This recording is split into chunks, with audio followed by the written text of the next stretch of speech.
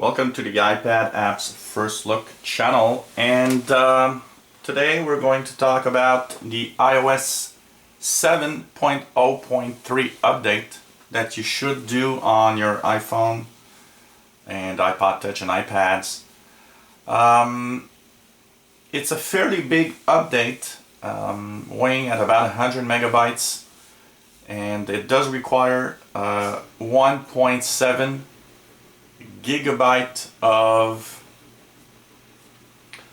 space available on your device to install, and it fixes a lot of bugs, adds new stuff to your operating system. First of all, after the update, the first thing you notice is that instead of having the icons flying through in 3D to go to your screen, you now have a fade in, fade out effect from your apps into your screen. So apparently this is one of the complaints of people saying they have motion sickness because of, one, the parallax background that moves with your phone, but also with the flying icons going in and out. So they changed the animations there to address this information. Another fix, there's the basically when you were using your phone and you wanted to use the accelerometer, it apparently was not totally accurate most of the time. So on some apps, like for example the Sky Maps and stuff like that, it wasn't showing necessarily the good spot when you were moving. Apparently they fixed this bug to some extent.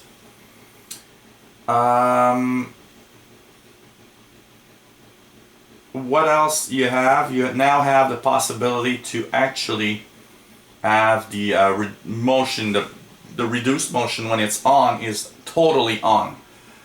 Before, when you would go into your settings and you would basically go into your general settings, accessibility, you'd have the option of reduced motion here, which could be on or off.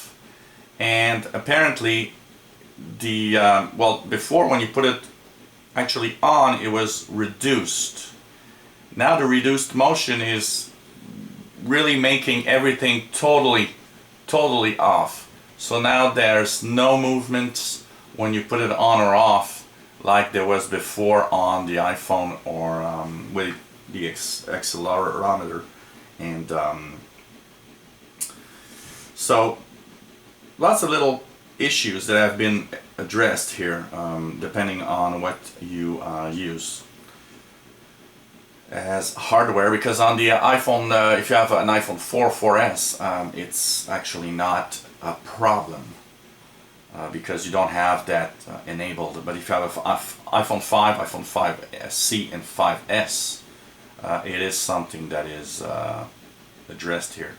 So the reduced motion now really stops the parallax totally on your phone. A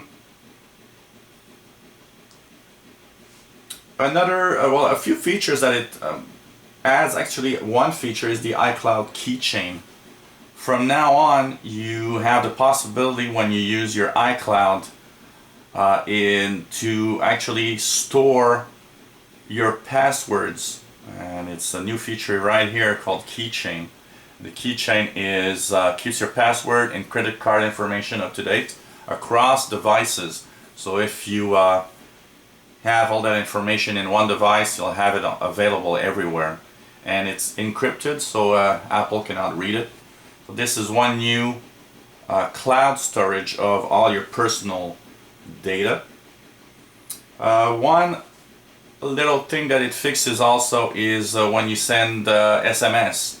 When you send SMS through iPhone or Apple devices, you actually send iMessages, And on some devices, and some people were complaining that the SMS or the iMessage would sometimes not register and not be sent. So that fixes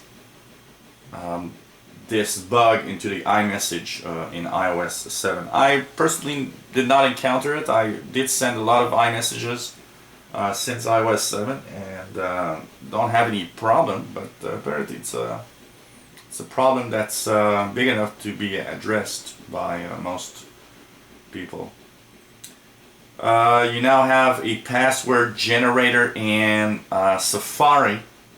If you want to create a password, you actually have the option to get Safari helping you in creating a really good password. So that's a nice little add-on. People have difficulty actually getting all the passwords. Another cool thing is the fact that when you were searching through Spotlight, so if you'd had that search, you would search the phone. The Spotlight now actually searches Wikipedia also. So that was there before on iOS 6. It was taken out in iOS 7. So it's put back so that you can now search through the Wikipedia, for example.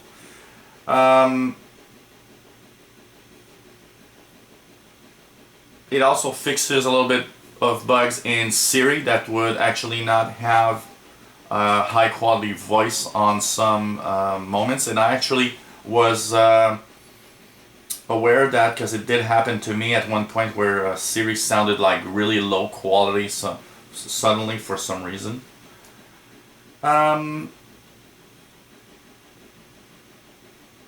Also fixes some bugs, including the voiceover that was apparently really making things a little sometimes would like freeze or bug while reading text. And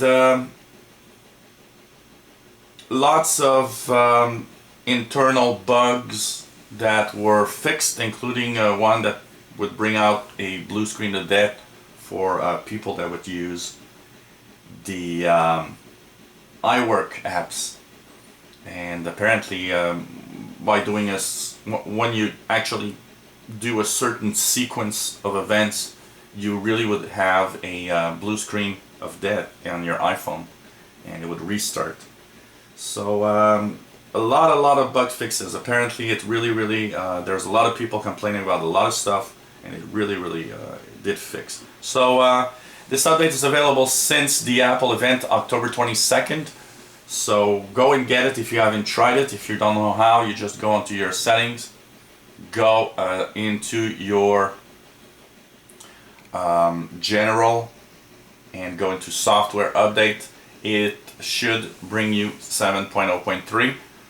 It's apparently slowly rolling out, so if it's not available as of yet on your device, try again later in the day, or try tomorrow and it should be there. Mine was not available until earlier this afternoon actually, and it was available in the US yesterday. So I believe that maybe not to kind of overuse their servers. They're rolling out slowly to different areas. So iOS 7.0.3, 100 megabyte downloads on Wi-Fi. Took, I don't know, didn't take that long. I wouldn't say more than about 5 or 10 minutes to install.